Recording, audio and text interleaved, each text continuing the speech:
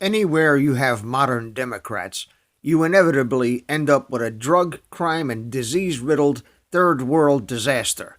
California used to be a paradise. Songs were written. Now, who is singing the praises of San Francisco? Homeless and drug-addicted, tens of thousands live on the streets in a human petri dish of Ebola, tuberculosis, and even bubonic plague. The invasion, and yes, I will not cloak my words in Orwellian newspeak, from our southern border and from the disease pits of the planet, threatens the health and safety of every true American.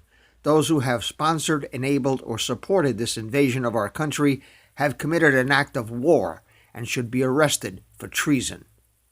The situation in demon rat-run cities is out of control.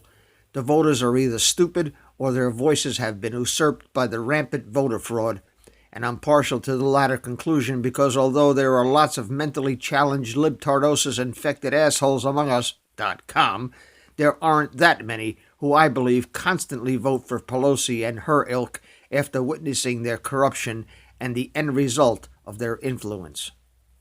Voter fraud and outright corruption has put these criminals in government, and situations like we see today is precisely why the Second Amendment was written into the Constitution. These people intend to destroy this country because they've secretly sold the land to China and they want us all dead and out of the way.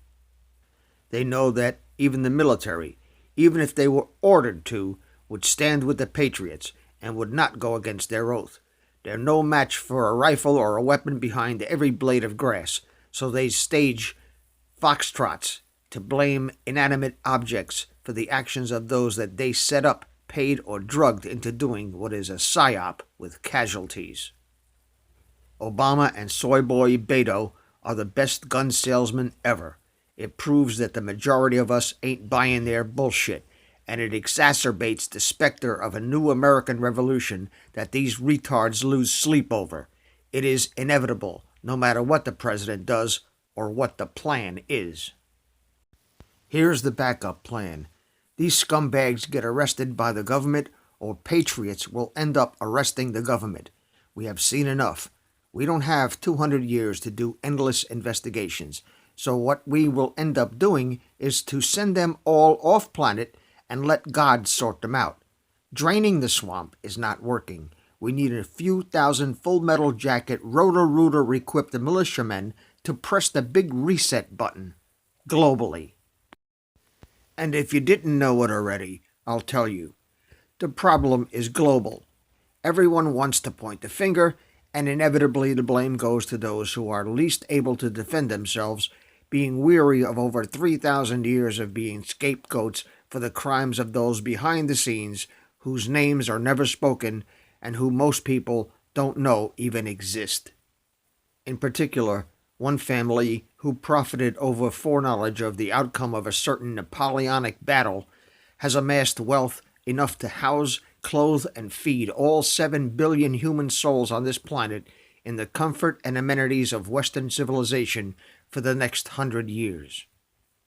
Instead of doing what Christ commanded in the Gospels, feed the hungry, clothe the naked, visit the prisoners, they instead seek to amass still more wealth for themselves, while humanity to them is nothing more than slaves to do their bidding.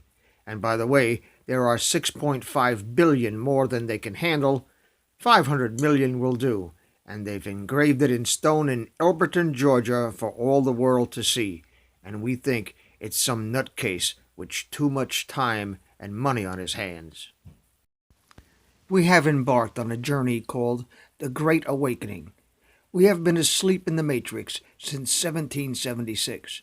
As long as the Crown of England and the Vatican primarily stands, true human liberty will continue not to exist on this earth, although the false apparency of it will continue to artificially persist. We have been doing the same thing for thousands of years, and we've reaped the ever-increasing, ever more despotic results with every iteration and every form of this thing called government. We don't need it. But because other countries have it, we, like lemmings jumping off a cliff, subscribe to the delusion to have one too, but better than the ones other countries have.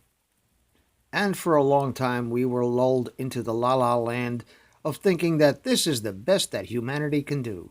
Thank the Lord I live in America. Well, this is not the best that humanity can do. A government of satanic pedivores, all inbred hybrids of the Nephilim, using the media to bullshit people into thinking that they matter. Yes, this is the best country to live in, but not because of who's running it.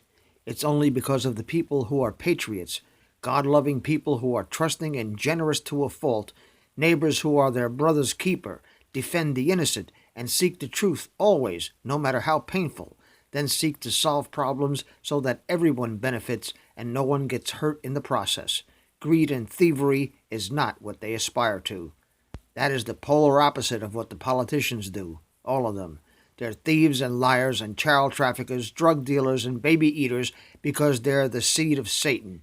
They're right at home with infanticide and murder and committing crimes we have no name for because they have no souls. It's not like they sold their souls to the devil. They are the incestuous progeny of those who, thousands of years ago, had fallen from grace and somehow survived Noah's flood. They're the progeny of the Nephilim, whose ancestral skeletons are in the basement of the Smithsonian Museum because public display of them validates the word of God that they want to destroy. We, as the human race, would greatly benefit if we could somehow cause all politicians on the planet to spontaneously combust. Just hit a red button somewhere and dozens of bullshit artists at fundraisers would just disappear behind the rostrum in a flaming puff of smoke like Chris Angel making an Abrams tank vanish from a parking lot. And you know that if that were to happen, CNN would spin the story and report that all these scumbags were raptured.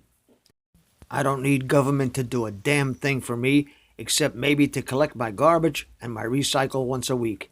If they don't want to do that, then I'll stop paying taxes and hire somebody to do the job.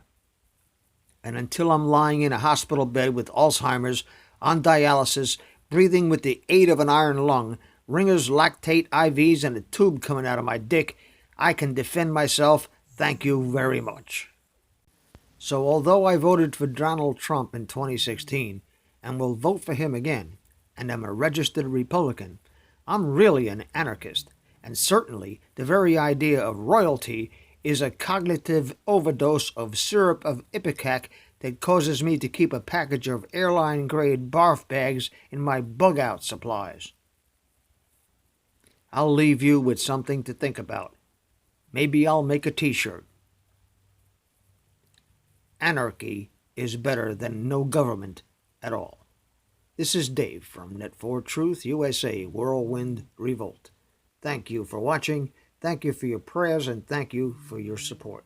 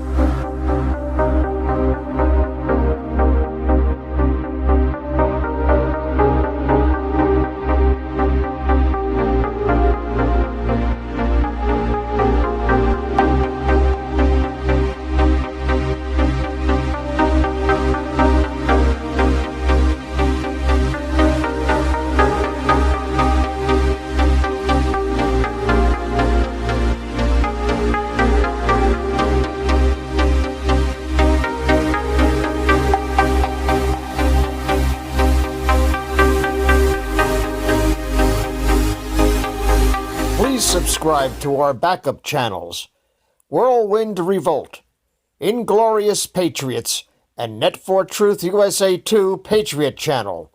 You can also find us at Net4Truth USA on BitChute. We fly so close to the target, we're on our 4th fighter jet. We will be relentless truth seekers until the enemies of freedom are defeated. You can support this channel by using the links in the description, but for a $100 donation, I will personally send you a autographed hardcover special edition copy of Land of Childhood's Fears. Also, visit my bookstore at lulu.com/net4truth USA. If you are viewing this video on BitChute, you can use the links in the description to support us, or simply click the green $ dot on our video to support this channel. Thank you. Links are in the description section.